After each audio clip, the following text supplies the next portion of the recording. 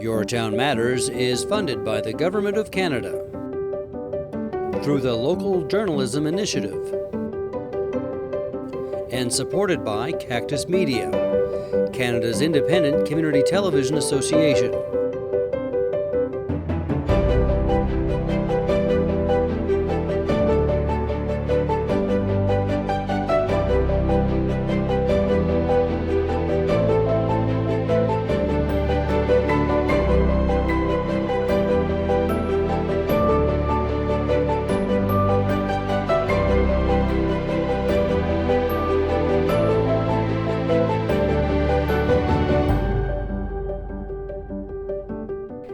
I'm Vicki Hogarth, and welcome to Your Town Matters. My guest today is the Mayor of the Town of St. Andrews, Brad Henderson. Thank you for being here today, Brad. Thanks for having me back. So lots to talk about. I want to talk about house assessment increases is a big topic in town this week, but I want to start off by just addressing that we're filming this on the weekend of Thanksgiving. So when Pumpkin Fest was supposed to be, and I know that Indulge as well has been canceled, can you talk a little bit about the decision making behind those two cancellations? I certainly can. They weren't easy decisions, and not so much wearing the mayor hat, but just as someone that's involved with a business that is involved with both of those. It was a really tough decision. We had to make it a couple weeks ago. And, hindsight, now that we know, it was definitely the right call. We definitely felt the tide kind of turning on the battle against COVID, but also we also felt the tide turning around government regulation. So knowing everything we know this weekend, without a shadow of a doubt, it was the right call to cancel both of those events. Fourth wave is obviously a big issue in New Brunswick right now, not so much St. Andrews specifically, but everyone's coming up with policies and vaccination policies to masking policies. Can you tell me a little bit about some of the decisions that are being made by town right now? We're just this past council meeting, we actually revisited all of our operational policies for our public buildings. The one that really jumps out the most is the arena, because it has the most number of user groups coming in, but there's still a lot of conversation we need to happen. In particular, the ice isn't going to be in for another couple weeks. We're getting a new chiller put in, so that's delayed another week. But really, it's about figuring out, in particular, about checking vaccination records. That seems to be the big piece that we have to figure out. Some arenas have staff doing it, and then other arenas actually have the group themselves doing it. So we still need to have a little bit more conversation on that, but you are right, it's constantly changing, and I can appreciate, we don't know what the future brings, and naturally neither does the government, but you've always got to be looking at your operational plans and updating them weekly, it seems right now, for sure, if not daily. Obviously, we live in a tourist town, and there's been a lot of visitors here. How are the businesses finding, when you're talking to business owners, about adapting to vaccination policies of customers, say at restaurants and places like that, where there has been quite a shift in how we navigate COVID? It's been difficult. Well, first of all, we're fortunate that we actually had a lot of visitors, so most of these businesses had a great year despite all of these regulations. But if you look at the worker shortage we have in this community, if you have to have someone that's checking vaccinations at the door, that's another worker that you almost need, because they need to be there waiting. So there's definitely some challenges. The other challenge that a lot of businesses are probably having is it's up to the business whether your staff be vaccinated or not.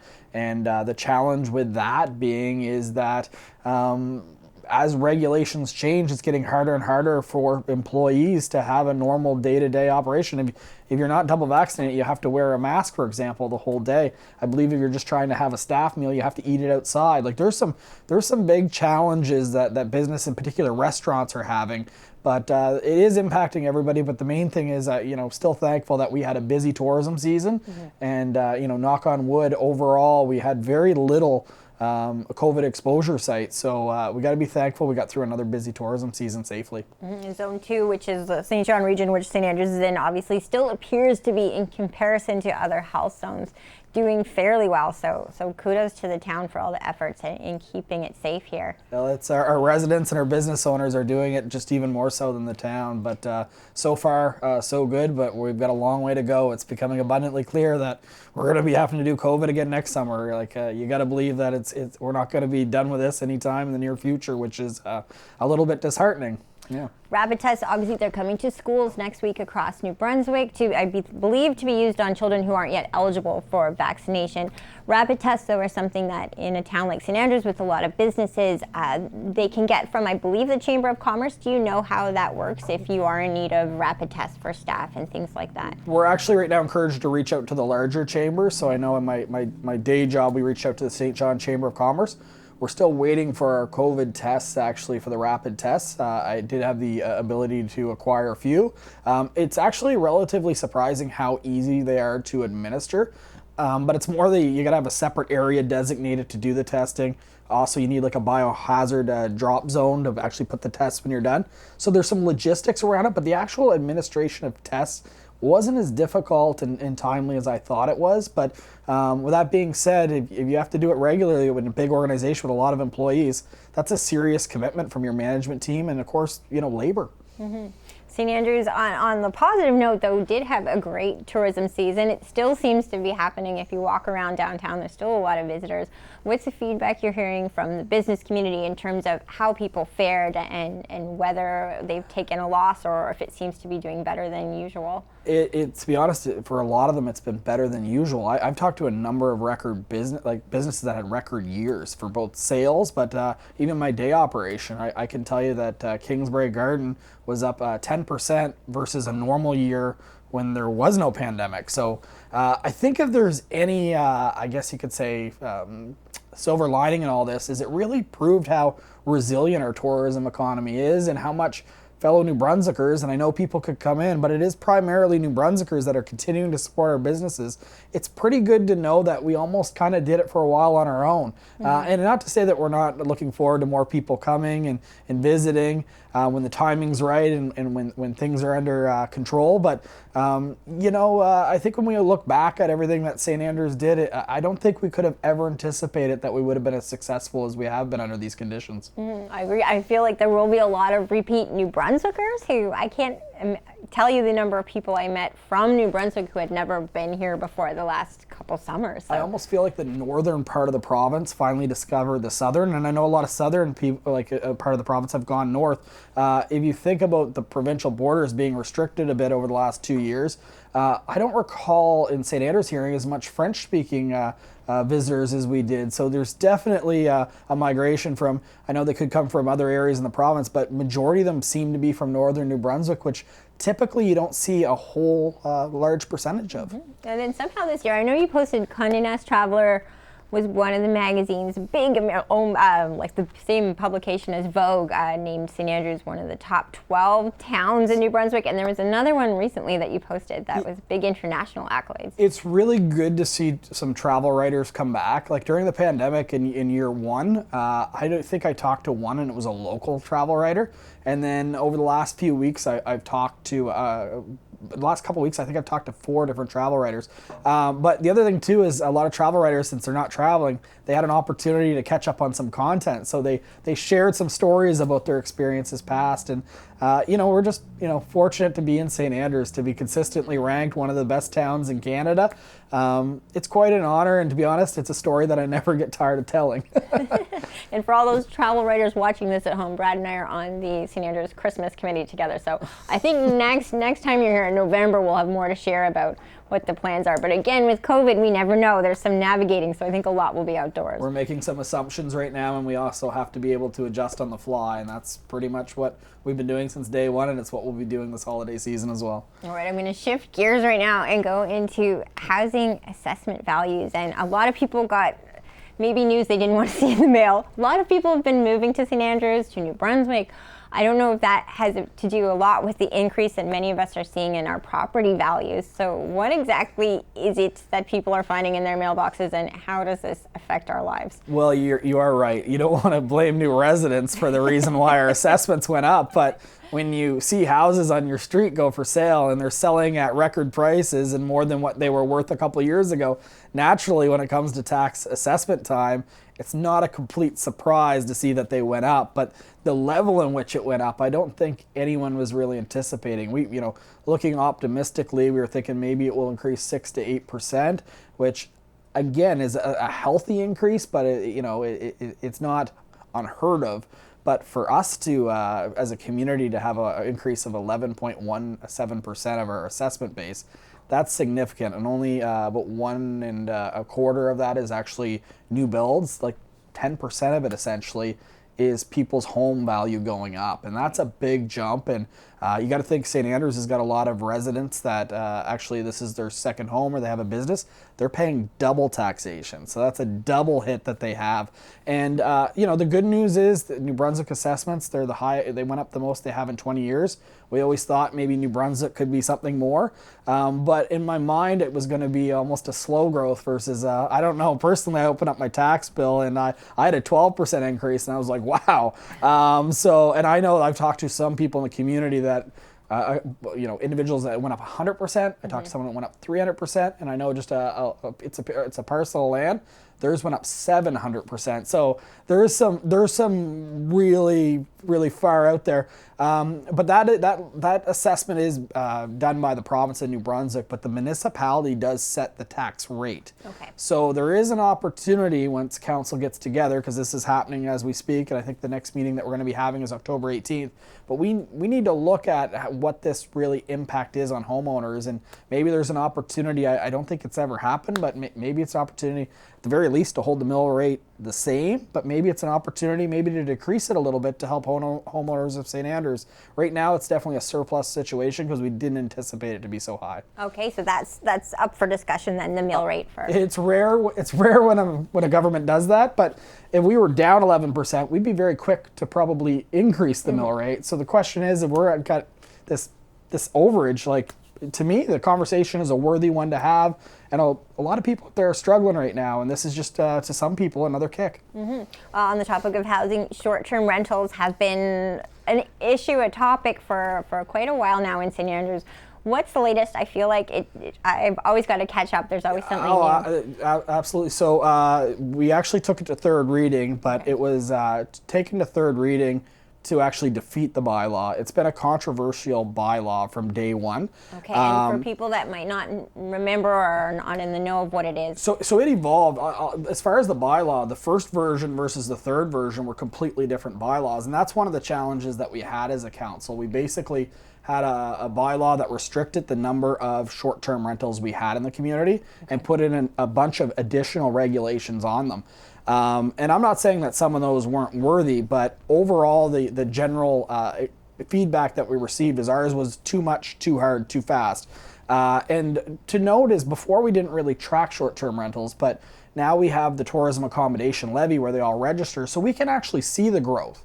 So we can see if more and more are happening, or are they staying the same. Indication from town staff is during the pandemic is they've hovered around the same. There's about 50 in the community. It hasn't really gone up. But what council wanted to do is they defeated it because a couple of challenges with it. They thought it might have been too much, but there was also a lengthy delay in the process. And when we had the hearing of objections where people from the public could speak, that bylaw that was presented looked nothing like the bylaw for third reading. So people really didn't have an opportunity to provide input unless they emailed the town. So if this council is going to implement something like that, and there's even short-term rental bylaw or short-term rental owners that would like to see a bylaw implemented, let's do it the right way from day one, have great conversations about it, but the thing that we take to the hearing of objections should look very similar to what council actually supports. So more to come on that, but that bylaw was defeated, and if council wants to bring it back, it'll take 6 months. So when you defeat a bylaw, there is a period you have to wait, and then it would have to start the whole process over again so the public could be engaged in it. Okay, so and if someone wanted to have an Airbnb in part of their property right now, is that something they could still do? There's some zones that you can't have them in. Okay. The best thing to do is if you're thinking of acquiring a property or you're thinking of turning your property into it, is just reach out to Town Hall. We have a great planning team as well that can let you know any limitations or lack of limitations that you may have. But there is some things in the zoning bylaw you have to be aware of, but per se there's no short-term rental bylaw there. Do I think one's going to happen in the future? Yes, but I think it's got to be a little bit simpler. Okay. Yeah. And then where are we at in terms of the housing crisis? Are there any new plans in the works to deal with student housing or things of that nature? There is. The first thing is there is a call for proposals out right now. Those are for parcels of land that we would call in the Champlain subdivision. So one of the parcels of land is off of Champlain, the other one's off Diana. it's almost like a fishing expedition. We have that as town land. If we can spark a developer to think about building an affordable development in our community, it's well needed. So we're really looking forward to seeing what those look like. Since it is a competition, all those are sealed, so we don't know anything about it right now, but when the process ends here in another month, we'll have a lot more insight. But personally, the one that the first time I talked about it really in this setting is I'm really passionate and working hard, and I guess you could say almost lobbying to the provincial government, is there is land behind the New Brunswick Community College, and it's been just dirt essentially for years. And I think that we can talk about solutions out in the subdivision. That does nothing to help the New Brunswick Community College. And the New Brunswick Community College enrollment is down 25% over the last 10 years. So it's consistently losing ground. And students come here and they can't find places to live and they leave. So if you have land behind the community college, why are we not using that as a housing option? So I'm hoping the municipality can acquire that land from the province of New Brunswick. There is a process that is going. It just got surveyed, and there's other steps that have to happen. Other departments have to deem it a surplus property. It has to be assessed. But I know council is very supportive of this with me and staff. We've got our eye on that, and if you think about New Brunswick, we've always said that we want young people. We hear that we need immigration. Well, here we've got a community college that is training people for jobs that we need in our communities. Why are we not building some type of apartment building in behind where they can stay here, get trained for the jobs we need in New Brunswick? And their retention rate at NBCC, it's something like 85% of graduates want to stay in the province of New Brunswick. No, I don't think a university has that ratio. So it just lines up and makes sense. It's just, we've got to get rid of the red tape and make it happen. But we are working towards it. If you would ask me 2 months ago, it's been about 8 months, I wouldn't be as optimistic as I am right now. Things are finally starting to move. Okay, and then I know there's also the possibility of using the Passamaquoddy Lodge now as maybe housing if there is a new long-term care home being built. There is. That's another exciting community project. So the Passamaquoddy Lodge Board has partnered with the town. There's a parcel of land on the corner of Champlain and Bar Road. And what they're trying to do is meet with the provincial government to spark some funding in order to get that project off the ground. And that new lodge facility wouldn't be like an institutional, kind of like a hospital environment like you consider it now. It would be almost like a homes, like a little tiny community of houses where they would be in separate units. But the old building that they are in today, it has a certified kitchen. It has individual bathrooms. It has, obviously a number of different rooms. To repurpose that for another community use makes sense. But again, I have not seen any inspection reports on the property. I couldn't tell you what the challenges are, but those are conversations that need to happen. There's a bunch of those in town, a bunch of different partners we can talk to. The Algonquin, finding housing solutions for their workers. Our dormitories right here in the W.C. O'Neill Arena Complex. Maybe it's time to invest in those and make them more of a year-round accommodation than just a couple months in the summer. So there's a lot of different avenues that were, I guess you could say, a lot of trees were shaking, and eventually we're hoping to go for one. But the council's pretty aggressive. We really would like to see some type of development shovels in the ground this spring.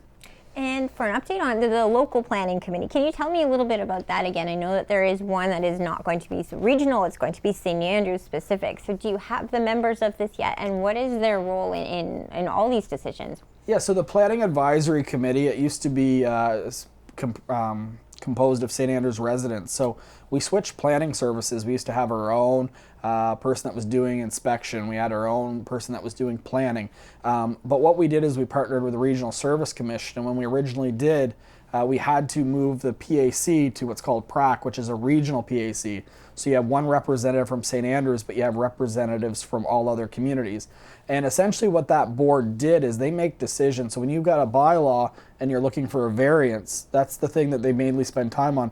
They're the ones that can grant these exceptions to the bylaws. So it's a very important role. And they're the ones that can put conditional uses for a year on certain properties. Like they have a lot of, and they're completely independent from council. So council can't overrule their decision, vice versa. The challenge with that is those individuals didn't do anything wrong. They did a great job, the PRAC did. But if you live in Macadam, what might be okay in downtown Macadam for a variance might not look what a variance in downtown St. Andrews is, and vice versa. We're different communities. St. Stephen's different than St. George. So to have a local PAC again of residents that live in St. Andrews, understand it, and having a blend. We do have new members. Chris Fleming just got appointed the chair. He's a former mayor and former chair of the PAC. So we've got that experience, but we also have new residents on the PAC. It's a blend of new residents, people that have been here for a while, but to give the decision-making power within the municipality, it just makes sense. And I can tell you that, sometimes when you make big changes like that, you get resistance, but pretty much everyone I talk to in the community, they think that this is a move that made sense. Okay, I've got another very St. Andrews specific issue. I won't say problem. I guess it's because it's such a polarizing topic, the deer population, that to some people it's a problem, some it would be an issue.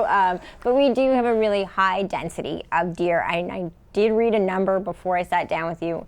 It's 22 per square kilometer. Correct. Perfect. Is that right? Which comparatively is normally 3 to 4 in other parts of the province? 3 to 5, yeah. 3 to 5, okay. So yeah, it is, and they're beautiful. But they are as an animal. They're myself. I've always my whole life enjoyed watching deer. When I grew up in this community, I used to watch them in my parents' backyard. But the numbers which we see now compared to them, it's night and day. And the town did a survey a number of years ago and found out that residents wanted something done. Okay. And then UNB students came and actually did with their professor a formal study, and 84% of residents said that this is a problem.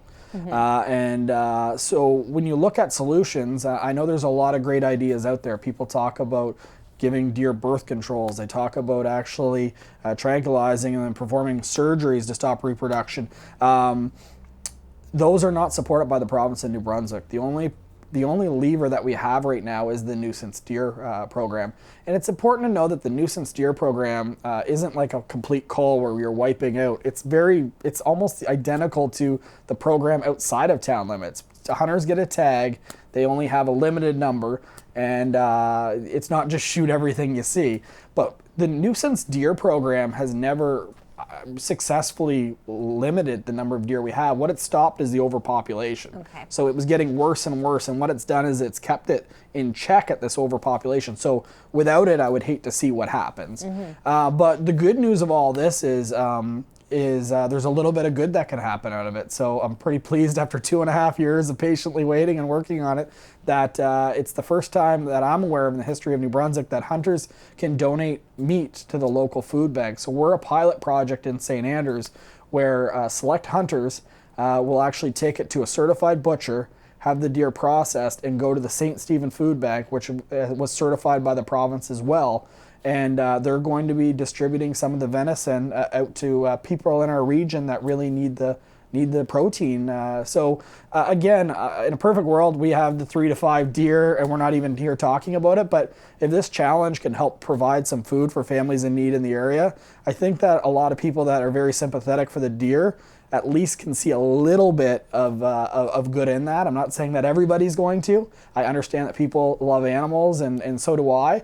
But until we have another solution for the community, it's the only one we have. And the alternative really is that deer do overpopulate, they starve, and they die. And normal communities and places have a carrying capacity that limits that. They clearly have shown in St. Andrews that they reproduce and migrate into a level that isn't healthy. And then this pilot project, it's quite fascinating. Could it be something that expands throughout the province if that it proves to be successful and does have an impact at the food bank as well? It can be. There's a lot of different government officials that are giving this a good look. In fact, all the hunters themselves that were selected, they were on a 2-hour Zoom call with government officials learning all the proper processes with processing meat, things on deer to look out for. It's pretty strict in regulation. In fact, it is technically bow season right now, and the program hasn't started because the temperatures are warmer than they normally are. Want to make sure that the meat is at a temperature that's safe.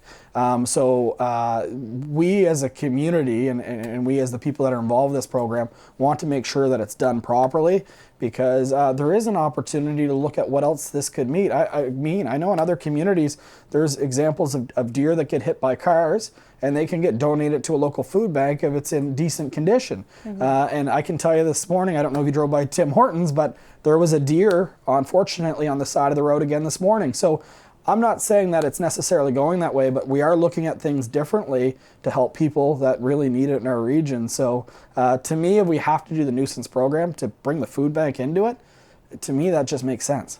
Well, this might be the most happy medium solution that we've heard yet, so I wish it the most success. What can you give me an overall budget outlook for what you guys are doing at council right now?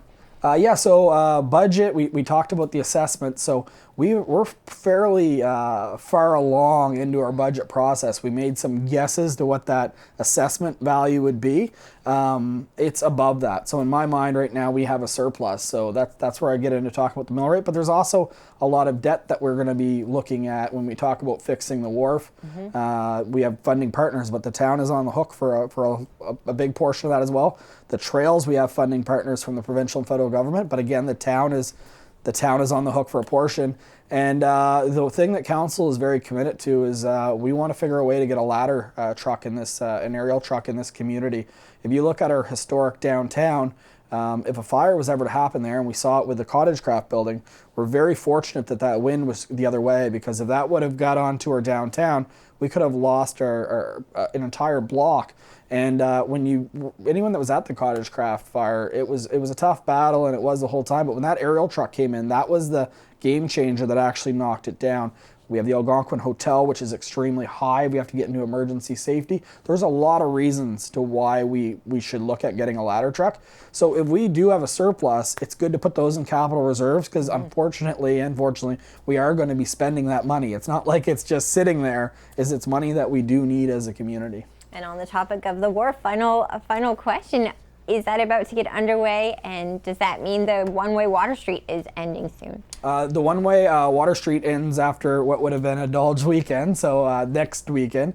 In that particular pilot project this year was deemed a complete success. We had a lot of people that loved the change. They thought it was the compromise of everything between parking, traffic flow. But as far as the wharf specifically, it was delayed because of the federal election. All the funding got frozen. So we were hoping this fall to get underway, but it was frozen. But yeah, that's going to be getting underway next year. Right now, we're just double checking all the factors. We've got some meetings coming up to talk about the Market Square area. But yeah, we can expect to see construction on the wharf approach as early as next year. Always a pleasure, Brad. Thank you for taking time to sit down with me today. Thank you for having me, as always. My guest today has been Brad Henderson, Mayor of the Town of St. Andrews. I'm Vicki Hogarth. Thank you for watching Your Town Matters.